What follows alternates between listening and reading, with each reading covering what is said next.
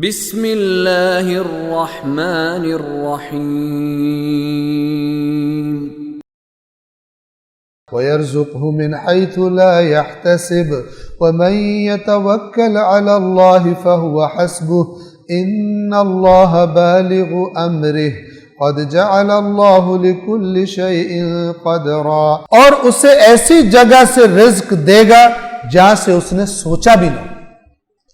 اب یہ خود وضاحت کر رہی ہے کہ عام طور پہ بندے جب پھنس جاتے ہیں تو حرام طریقے سے کمائی کی کوشش کرتے ہیں۔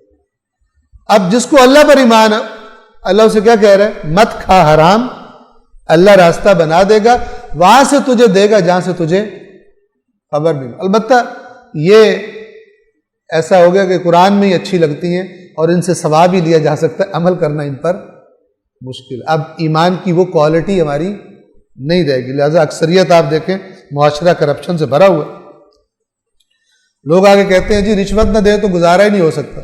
ایک اسلامی ملک کے عوام کہتے ہیں جاؤ رشوت دینی پڑتی ہے، اور رشوت کا نام سرکاری فیس بن گیا۔ تو سرکاری فیس کیا ہے؟ یعنی وہ جو بیٹھا ہوا ہے وہ لیتا ہے رشوت۔ آپ ماہ رمضان میں قرآن کے ختم کرتے رہیں، آپ قرآن سر پہ اٹھا کے پھرتے رہیں، آپ قرآن کو سینے سے لگا کے پھرتے رہیں، لیکن جب آپ میدان عمل میں آئے وہی کرپشن کریں، اس قرآن کا کوئی فائدہ نہیں۔ پکڑ ہے، اس قرآن کی پکڑ ہے۔ جیسے سورہ بقرہ میں اللہ تعالیٰ نے فرمایا وہاں پر، جب بھی ہمارا رسول تمہارے پاس ایسی بات لے کر آتا ہے جو تمہاری خواہشات نفسانی کے خلاف ہوتی ہے تو تم میں سے ایک گروہ کتاب خدا کو اس طرح اٹھا کے پھینکتا ہے جس طرح پتہ ہی نہیں تھا۔ یہ پھینکنے سے مراد کیا ہے؟ یہ نہیں ہے کہ کتاب خدا کو کوئی پھینکتے، اس پہ تو ایف آئی آر ہو جاتی ہے کوئی پھینکے اس طرح۔ ہاں، جو اللہ اس کی تعلیمات کے خلاف چلنے کی جو ایف آئی آر ہے وہ عنقریب ہونے والی ہے۔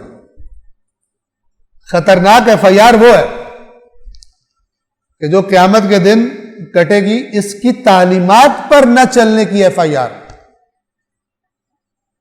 اور وہاں پھر پولیس فرشتوں کی شکل میں کھڑی ہوگی۔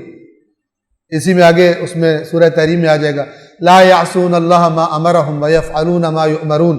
اس جہنم پہ ایسے فرشتے ہوں گے کہ جو نافرمانی کرتے ہی نہیں، اللہ نے کہا عذاب دو تو عذاب دیں گے، جو مرضی چیختا پکارتا رہے ان پر ذرا بھی اثر نہیں ہوگا، وہی کرتے ہیں جو ان سے کہا گیا، وہ والی پولیس ہوگی۔ تو فرمایا کہ جب تمہاری خواہشات کے خلاف کوئی بات ہمارا نبی لے کر آتا ہے تو جن کو ہم نے کتاب دی ہوئی ہے وہ کتاب کو ایسے اٹھا کے پھینکتے ہیں وراء ظہورہم، اپنی پس پشت، جیسے ان کو پتہ ہی نہیں کہ اللہ کی کتاب میں کیا لکھا ہوا۔ یہ نفس پرست انسان ہوتا ہے۔ دین اسے کب تک اچھا لگتا ہے؟ جب تک برکتیں مل رہی ہیں، اس کو بینیفٹس مل رہے ہیں دین کے۔ جب اپنے مفاد سے ٹکراتا ہے دین،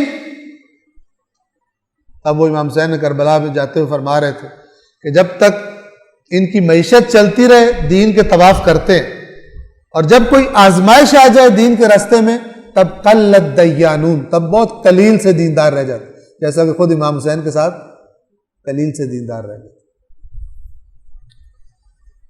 اور اسے ایسی جگہ سے رزق دیتا ہے جہاں سے وہ سوچ بھی نہ سکتا ہو، اور جو اللہ پر توکل کرے تو اللہ اس کے لیے کافی ہے۔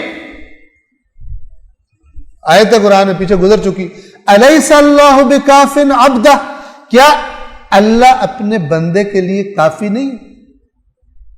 جس کو اللہ پر ایمان ہے، یہ وَيُخَوِّفُونَكَ بِالَّذِينَ مِن دُونِهِ، وہاں فرمایا تھا اے رسول اللہ کے علاوہ اوروں سے یہ تجھ کو ڈراتے ہیں، کہتے ہیں یہ جو ہمارے معبود ہیں نا یہ تجھے کچھ کر دیں گے، نہیں چھوڑیں گے تجھے۔ الیس اللہ بکاف عبدہ، کیا اللہ اپنے بندے کے لیے کافی نہیں؟ جو اللہ پر توکل کرتا ہے تو اللہ اس کے لیے کافی ہے۔ یہ غیرت پروردگار کو گوارا نہیں ہے کہ کوئی کہے میں نے تجھ پہ بھروسہ کیا اور وہ اس کو چھوڑ دے، بشرطے کہ بھروسہ زبانی کلامی نہ ہو، صحیح والا بھروسہ۔ یقیناً اللہ اپنے حکم کو پورا کرنے والا ہے، یقیناً اللہ نے ہر چیز کے لیے ایک اندازہ مقرر کر دیا۔ تم دنیا میں آزمائش کے لیے آئے ہو، اللہ نے تمہیں کچھ دیر آزمانا ہے، تھوڑی مدت زیادہ مدت اس کو پتہ ہے، اور تم جلدی کر کے نکلنے کے لیے اس کی نافرمانیاں کر دو، اپنا نقصان کرو۔ دنیا تمہاری آزمائش کے لیے، صبر کرو، خداوند عالم تمہارے اوپر سے مشکلات کو ہٹا لے، وہ آزمائش کے لیے آنی آنی۔ صدق اللہ العلی